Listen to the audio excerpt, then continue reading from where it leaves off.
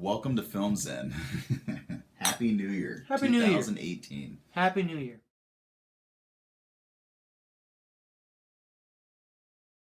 We've got a lot of shows coming up ahead. We're going to do what? The Dark Side of Zen. We've got the Nth of Zen. The Nth Degree of Zen. The Nth Degree of Zen. Oh, we can hardly wait. Right. The Retro of Zen. Coming out!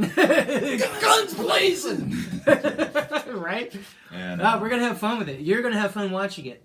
It's going to be a good time. And our first movie that we're going to debut actually came out in 2017. It was the most controversial movie, folks. It was The Last Jedi. Oh. What? You liked it? Well, then you're stupid. What? Right. You hated it? Well, then you're a crybaby. Yeah. Wow, folks. Hey, It got really divisive. Calm down. It got crazy, crazy divisive. Remember what's that famous saying? Can't we all just get along? Those of you who love it, good. Doesn't mean that we're crybabies. And those of you who hate it, we understand, but doesn't mean that people are idiots either. It's been fascinating to see such the split in the fans. Yeah. And like we were coming across, and it was kind of amazing how we were looking at each other's notes, going like, "Oh my God, these people are saying the same thing," and that is, but it was entertaining, it was daring, there was twists and turns, it was unpredictable. It's like, is there anything else? Because I mean, okay, I'll give you that. Those things, okay. But it does not resonate into a good movie, into good storytelling. That's the problem that we had with it, was the storytelling. Absolutely. Why is it that at the start of a scene, I'm just generically speaking, at the start of a scene, you got a good setup. Here's the problem. All right, so what's the solution? Oh, but that's the thing. There is no solution. Right. It's either going to be... but it's fun. Yeah, it's either going to be fun or funny, or it's going to be... Or like almost like a pretentious seriousness that just drops like a... just drops like a dead weight, And I think that's just it. It really just fails, I mean, it fails in storytelling. I thought the storytelling was awful. It was very contradicting and iconoclastic. I mean, it just seems like there's no sentimentality in it.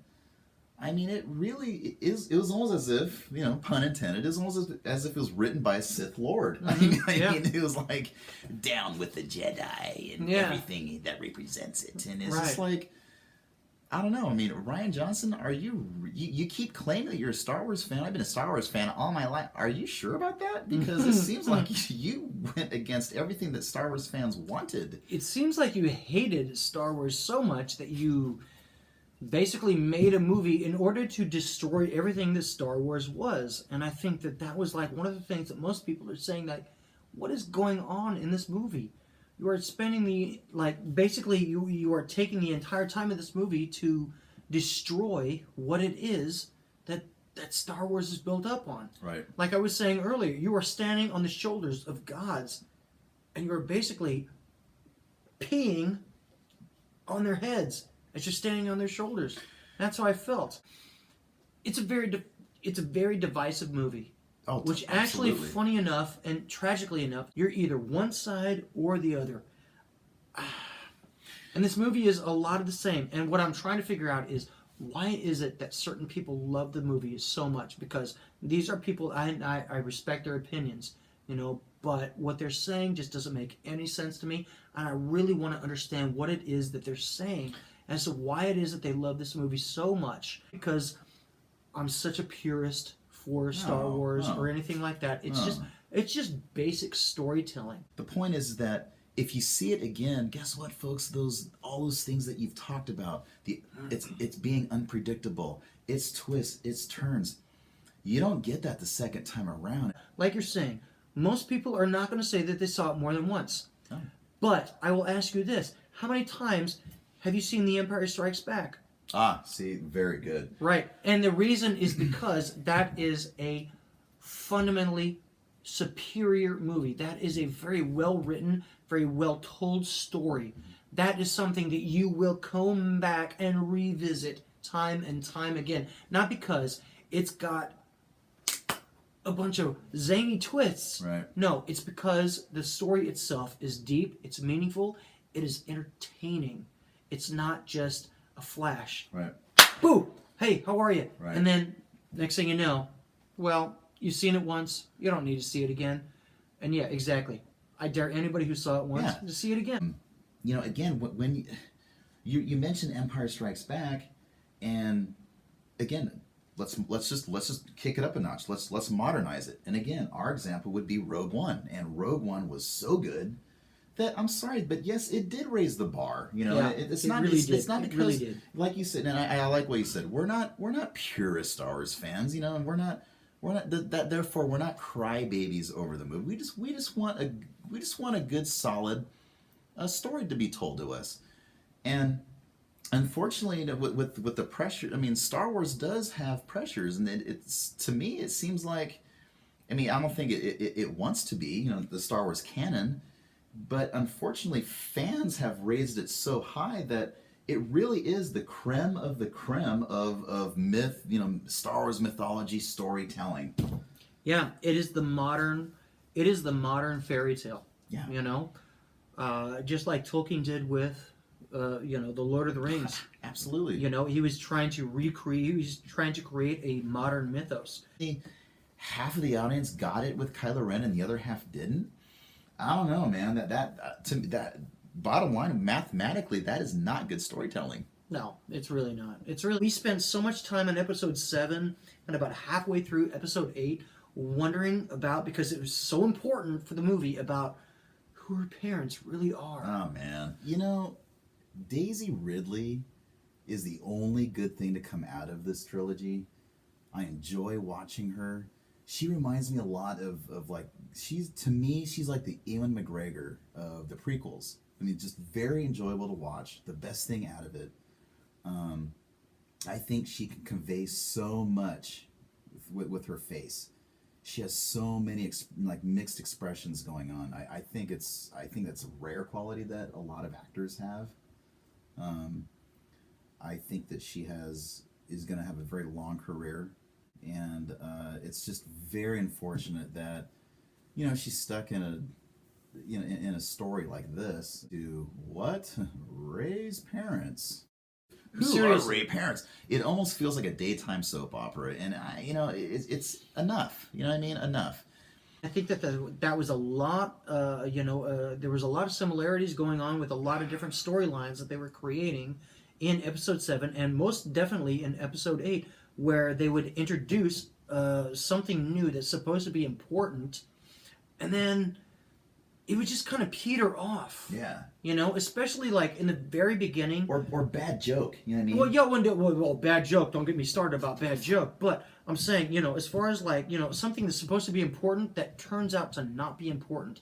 Like perfect killing the whole dreadnought thing with the whole bombers, and so many sacrifices, and you kill a bomber, and it's supposed to be a big thing, but then it really isn't. Because just like Laura Dern's character says, wow, you destroyed one whatever. That's how I felt about the whole movie. We spent so much time, and at the end of it, wow, what did you really accomplish? It is almost the quintessential Rian Johnson writing. Bad writing. No, we're not going to fight. No, we're not going to fight. But what does she do at the end? She fights. For me, the frustrating part of this movie is, you know what, dude? There were beautiful moments. There were beautiful shots. You know, when she takes out like half of the First Order by going into hyperspace, that was shot frickin' cool. Yeah. But at the same time, you cannot. Well, at least half of us were sitting there, arms crossed, going like, "Yeah, but didn't she? Wasn't she against fighting half of this movie?" So it really wasn't emotional and impactful to me. No. And it didn't make any sense. It was kind of like, I think that's something that Poe Dameron would have done. I think that they had a really good opportunity to make a very good, very well-rounded character, but I think they just went too fast with it. Right. And they did not have the patience. Yeah, right? Too fast, too furious. when you have Screen Rant or Comic.com or Rotten Tomatoes, when they have their articles, it's actually more fun reading the reactions, of what people are actually saying, And one of the things that the people are starting to agree, even people who love it, are starting to agree that Luke Skywalker was done wrong. And that at first it was the haters saying, no, it was blasphemous what happened to Luke Skywalker, total blasphemy. But and the lovers go, no, but I'm starting to see a little bit, I wouldn't say a shift, but a little bit of meeting halfway of the haters and the lovers are starting to unite on one thing. Luke Skywalker was just done wrong. Skywalker most definitely was done wrong. And I think in that, if you want to change what Luke Skywalker was, then change what Luke Skywalker was. Right. But you know what? Give it a little bit more gradual. If you're going to make him one way or another, pick. And it seemed like he was right in the middle. He was right in the middle. Yes. And he was very contradictive, very indecisive. Right. I came here to die. I'm going to train you anyways. Or no. I don't want to train you, but I'm going to train you. I don't want to train you, but I'm going to train you. It's just like, dude, really? And it's just like, wow. You know what? I found that they made basically all the character decisions for Luke Skywalker were against the character of Luke Skywalker. They could have made sense had you explained them earlier on, but their explanation was so weak that it was not believable. Right. It really was even not, in a galaxy really, far, far away, it was not believable. Exactly. It was lazy. It was lazy and it was sloppy and it just had no timing whatsoever. And pretentious. I mean, there were again, like towards at Act 3 of this movie, which like again. Did it have 3 acts? I know, right? God, but Act 3 in this movie, it just seems like your payoff is no different than powers from Loki from the MCU, from the Marvel universe. People are actually digging that. No. But Luke did a force projection. It's like, isn't that Loki? The hero's journey of Skywalker, in the original trilogy. So I didn't mind that. I didn't mind that mirror effect or the reverse effect of this new trilogy. All right, Skywalker saves his dad. Well, guess what? Solo, Solo is going to kill his dad. Kills his dad. Yeah, I'm fine with that. So am I. But in Episode 8, they did not run with it. In fact, they made it worse. Instead of Snoke saying, "Hey, your training is complete," he's, your training is still incomplete and you're still conflicted. I'm going like, how can he be? He killed his dad. How can he? What more do you want? Like, good God. And again, it just felt like a lot of, especially, I don't know so much about the heroes or heroines in this movie, but the villains sounded just like Rian Johnson. You know what I mean? It just you couldn't help but think to yourself, this is not the character saying that. This is the writer-director saying that, Right, yeah, just, well, what you were saying as far as, Kylo Ren killing his father, yes, and that is the ultimate evil. That right there, the fact that he kills his own father, I mean, I'm sorry, but that's the nail in the coffin. Right there, like... That's the point of no return. So, yeah, exactly. So you can't spend the next movie with the idea that he's going to come back. You can't pull a Luke Skywalker or Darth Vader kind of a thing going on there. I understand that there's that there are different producers and there are different executives. I understand this. A lot of fingers, a lot of pies. A lot of pies. But it's Rian Johnson. It was his vision. It was his agenda.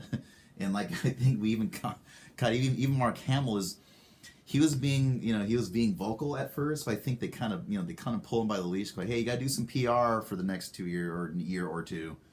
But now he's being a little coy. There's hidden messages in his interviews now, which I'm sorry, but he's calling out Rian Johnson. Hey, it's your writing, it's your directing, you're the one who got us here, and we're not happy.